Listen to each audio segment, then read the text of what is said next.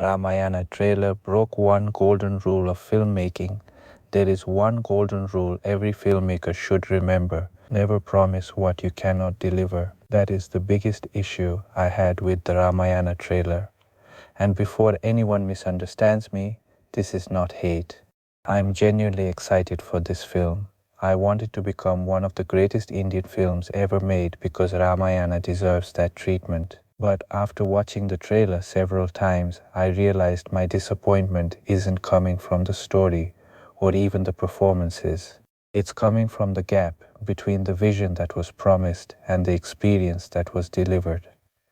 The movie had only two choices. If you're making a mythological epic on this scale, I believe there are only two directions you can take. Option 1, go completely real. Shoot in practical locations. Let us feel the real forests, real mountains, real sunlight, real dust, real atmosphere.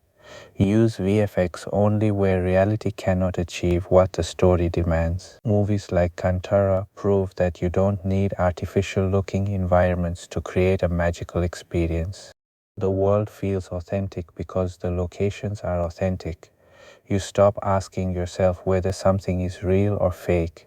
You simply believe in the world. Option 2, go completely Hollywood. If you're telling the audience that this is a Rase 4000 crore production, if you're comparing your film to Avatar and Dune, if you're saying you're creating something never before seen, then the VFX needs to be so convincing that nobody even thinks about it. The audience shouldn't spend a second wondering whether a shot is CGI. They should simply accept it as reality.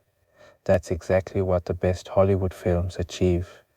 The problem is being stuck in the middle. And this is where I think Ramayana struggles. It doesn't fully commit to either philosophy. It isn't completely practical. It also isn't completely photorealistic.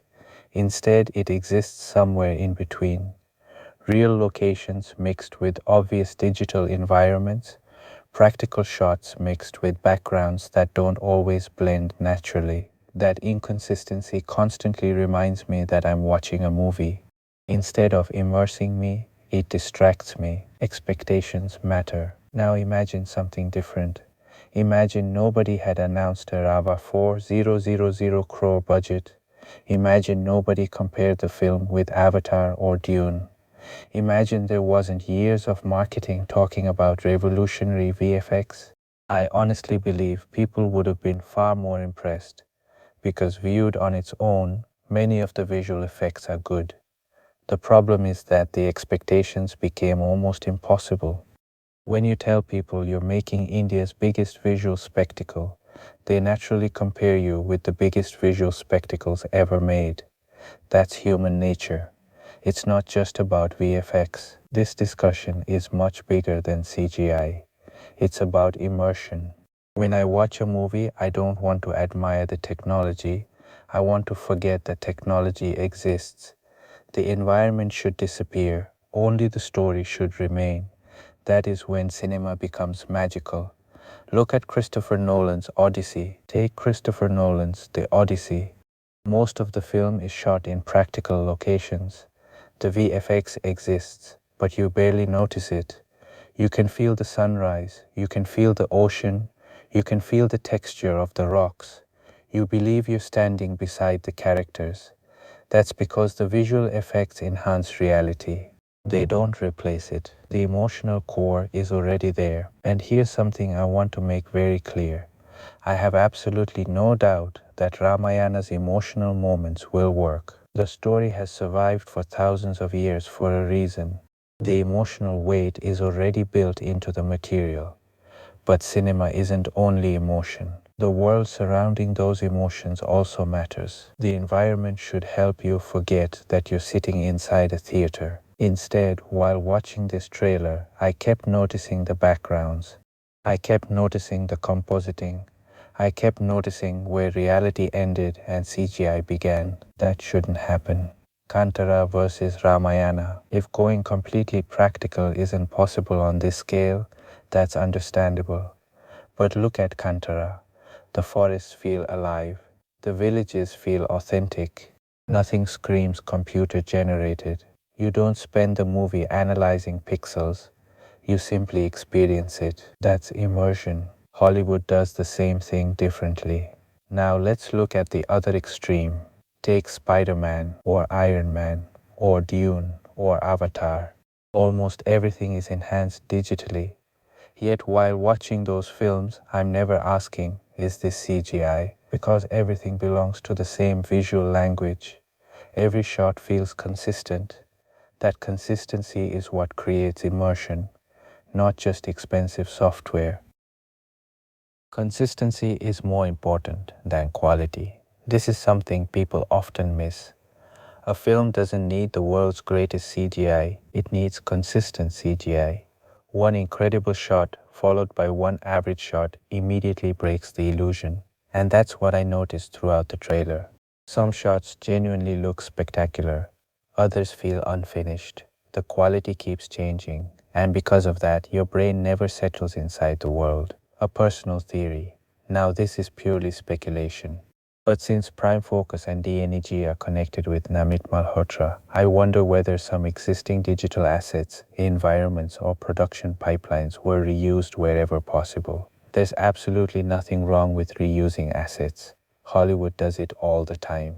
But if those assets don't perfectly match the artistic identity of Ramayana, they begin to feel generic. Instead of feeling handcrafted for this world, some environments start feeling like they belong somewhere else. Again, this is only a theory, not a fact. My bigger concern isn't VFX. My biggest concern is actually the vision behind the film. Who is driving this movie? The director, the producer, or the technology itself? Because from everything we've seen so far, it almost feels like the producer's vision is leading the project more than the director's. What Niteshtiwari said. When Niteshtiwari spoke about the film, he mentioned that everyone already knows the story. The challenge isn't telling what happened, it's showing how it happened. I completely agree, but that's exactly where I think the trailer needed to surprise us. The how doesn't yet feel revolutionary, it feels familiar. What Yash said. Yash described Ravana as the original villain, and honestly, that excitement shows on screen. Every glimpse of Ravana carries presence, mystery, power. Even with very little screen time, he immediately commands attention, which made me ask another question. Why didn't I feel the same excitement watching Ram? Why Ravana works better than Ram? I don't think it's because of the actors. I think it's because of presentation. Ravana's scenes introduce something we haven't fully seen before. His aura feels fresh. His visual language feels unique. Ram, on the other hand, is presented through beautiful slow-motion shots and aesthetic frames. They're visually pleasing, but they don't reveal anything unexpected. There isn't a single moment where I thought, I've never seen Ram presented like this before. And that's the difference. One character surprises you, the other feels safe. Compare it to Rajamouli's style. People often think audiences compare every big Indian film to SSCom. Rajamouli because of fan culture. I don't think that's true. People compare them because Rajamouli's direction always feels intentional. Every frame serves the emotion. Every visual has purpose. Every spectacle pushes the story forward. Even when the VFX isn't perfect, the conviction behind the direction makes you believe it. That's what I felt was missing here. Not talent, not money, but complete directorial identity. The trailer still has great moments. And to be fair, there are moments that genuinely excited me. The Vanara Sena, the scale of Lanka and Ravan, several action shots, those moments feel grand. Those moments make me believe this film can still become something extraordinary, which is exactly why the weaker shots stand out even more, because we know the team is capable of better. Final thoughts. This isn't a review, it isn't a verdict on the movie, it's simply my reaction to the trailer. As someone who loves cinema, I don't just look at budgets, I look at whether the vision matches the budget, whether technology serves the story, whether spectacle helps emotion instead of distracting from it. I genuinely hope the final film proves every criticism wrong, Because if the VFX becomes more polished, if the visual consistency improves, if the emotional core remains as powerful as the original story, then Ramayana still has every chance of becoming one of India's defining cinematic achievements. And honestly, nobody would be happier than me if that happens. Because this isn't criticism born out of hate, it's criticism born out of expectation. Sometimes, the biggest compliment you can give a film is admitting that you expected greatness. And I still do,